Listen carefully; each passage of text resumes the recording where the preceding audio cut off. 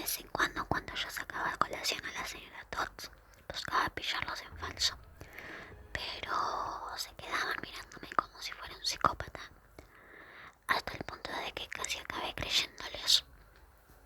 La señora Tots nunca había existido, casi. Grover no podía engañarme.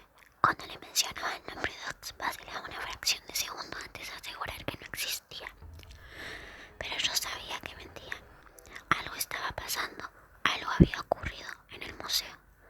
No tenía demasiado tiempo para pensar en ello durante el día, pero por la noche las terribles visiones de la señora Dodds con garras y alas coriáceas me despertaban entre sueños fríos.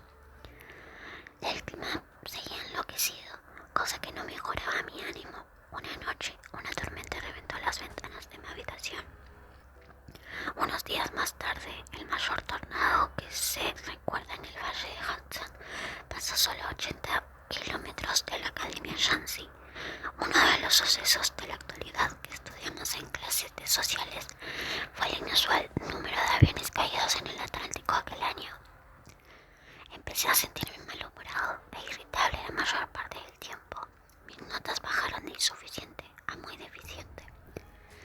Me peleé más con Nancy Buffett y sus amigas, y en casi todas las clases acababa castigado en el pasillo.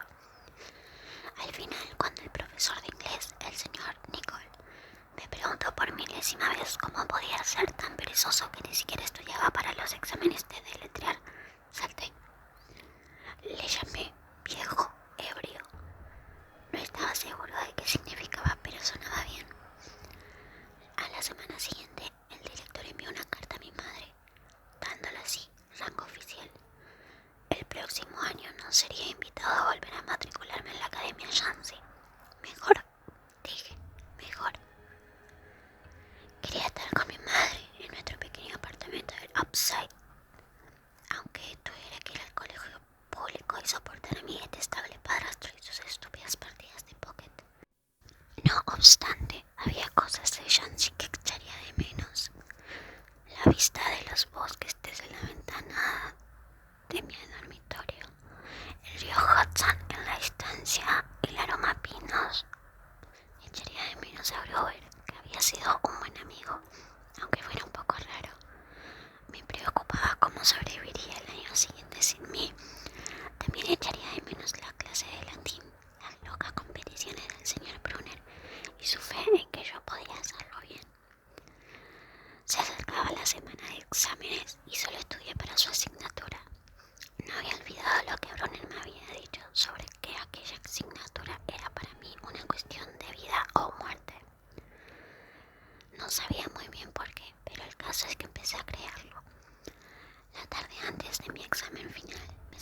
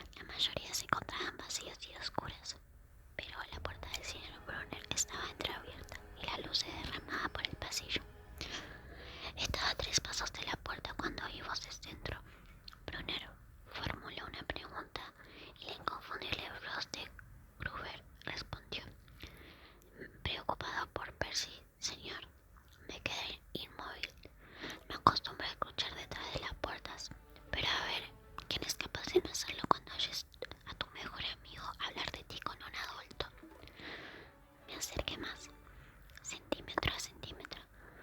Solo este verano, decía Gruber. Quiero decir, hay una benévola en la escuela, ahora que lo sabemos seguro, y ellos lo saben también. Si lo presionamos tan solo empeoraremos las cosas, respondió Brunner. Necesitamos que el chico madure más. Pero puede que no tenga tiempo. La fecha límite del solsticio de verano. Tendremos que resolverlo sin Percy. Déjalo que disfrute de su ignorancia mientras pueda. Señor, él la vio. Fue producto de su imaginación, insistió Brunner. La niebla sobre los estudiantes y el personal será suficiente para convencerlo. Señor, yo no puedo volver a fracasar en mis obligaciones. Grover parecía emocionado. Usted sabe lo que significaría. No has fallado, Grover, repuso Brunner con amabilidad. Yo tendría que haberme dado cuenta de que era. Ahora preocupémonos solo por mantener a Percy con vida hasta el próximo año. El libro de mitología se me cayó de las manos y resonó contra el suelo. El profesor se interrumpió de golpe y se quedó callado, con el corazón desbocado. Recogí el libro y retrocedí por el pasillo. Una sombra cruzó el cristal iluminado de la puerta del despacho. La sombra de algo mucho más alto que Brunner en su silla de ruedas, con algo en la mano que parecía sorprendentemente un arco. Abrí la puerta continua y me escabullí dentro. Al cabo de unos segundos oí un suave clap, clap, clap, como si de cascos amortiguados, seguidos de un sonido de animal olisqueando. Justo delante de la puerta, una silueta grande y oscura se detuvo un momento delante del cristal y prosiguió. Una gota de sudor me resbaló por el cuello. En algún punto del pasillo el señor Brunner empezó a hablar de nuevo. Nada, murmuró. Mis nervios no son lo que eran desde el solsticio de invierno. Los míos tampoco, repuso Gruber. Pero habría jurado. Vuelvo al dormitorio, le dijo Brunner. Mañana tienes un largo día de exámenes. Ni me lo recuerde.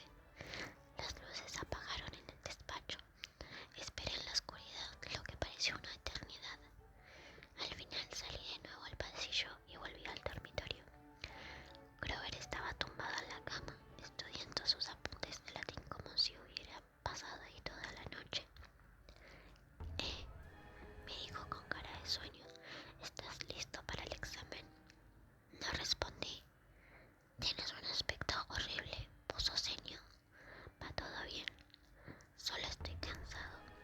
Volví para ocultar mi expresión y me acosté en mi cama. No comprendía qué había escuchado allí abajo.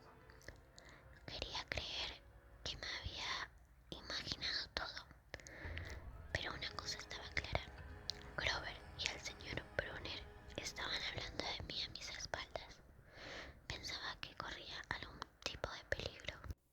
La tarde siguiente, cuando abandonaba el examen de 3 horas de latín, enlazado con todos los nombres griegos y latinos que había escrito incorrectamente, el señor Brunner me llamó. Por un momento temí que hubiese descubierto que los había oído hablar la noche anterior, pero no era eso.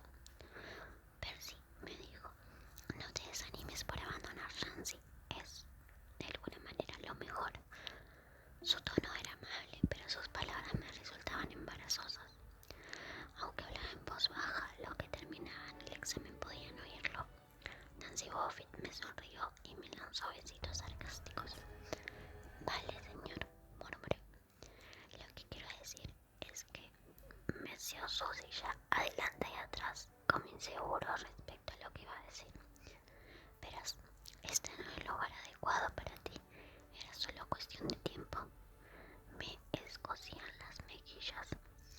Allí estaba mi profesor favorito, delante de la clase, diciéndome que no podía con aquello. Después de repetirme durante todo el año que creía en mí, ahora me salía con que estaba destinada a la patada. Vale, le dije temblando. No, no me refiero a eso. Ay, lo confundes todo. Lo que quiero decir es que no eres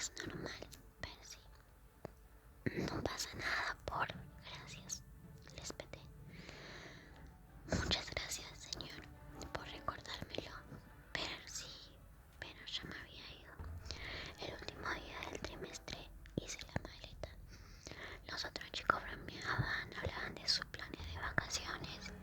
Uno de ellos iba a hacer excursionismo en Suiza, otro de crucero por el Caribe durante un mes.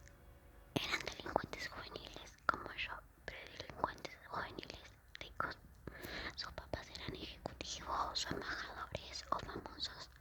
Yo era un don nadie surgido de una familia de don nadies. Me preguntaron qué pensaba hacer yo aquel verano y les respondí que volvía a la ciudad. Me abstuve de mencionar que durante las vacaciones necesitaría conseguir algún trabajo paseando perros o vendiendo suscripciones de revistas y pasar el tiempo libre preocupándome por si encontraría escuela en otoño. Ah, dijo uno, eso mola. Regresaron a sus conversaciones como si yo nunca hubiese existido. La única persona de la que temía despedirme era Grover. Pero luego no tuve que preocuparme. Había reservado un billete a Manhattan en el mismo autobús Greyhound que yo. Así que allí íbamos, otra vez camino a la ciudad. Grover no paró de escudriñar el piso todo el trayecto, observando al resto de pasajeros. Reparé entonces que se comportaba de manera nerviosa e inquieta cuando abandonábamos Shanxi, como si temiese que ocurriera algo malo. Antes suponía que le preocupaba que se metieran con él, pero en aquel autobús no había nadie que pudiera meterse con él. Al final no pude aguantarme y le dije, ¿buscas benévolas? Grover casi pega un brinco. ¿Qué quieres decir? Le conté que los había escuchado hablar la noche antes del examen y le tembló un párpado. ¿Qué oíste?, preguntó. Oh, no mucho, que es la fecha límite del solsticio de verano. Mira, Percy, se estremeció. Yo solo estaba preocupado por ti. Ya sabes, por eso de que alucinas con profesoras de matemáticas diabólicas. Grover, le dije al señor Brunner que a lo mejor tenías demasiado estrés o algo así, porque no existe ninguna señora Dodds y... Grover, como mentiroso, no te ganarías la vida. Se le pusieron las orejas coloradas y sacó una tarjeta mugrienta del bolsillo de su camiseta. Mira, toma esto, ¿de acuerdo? Por si me necesitas este verano. La tarjeta tenía una tipografía mortal para mis ojos.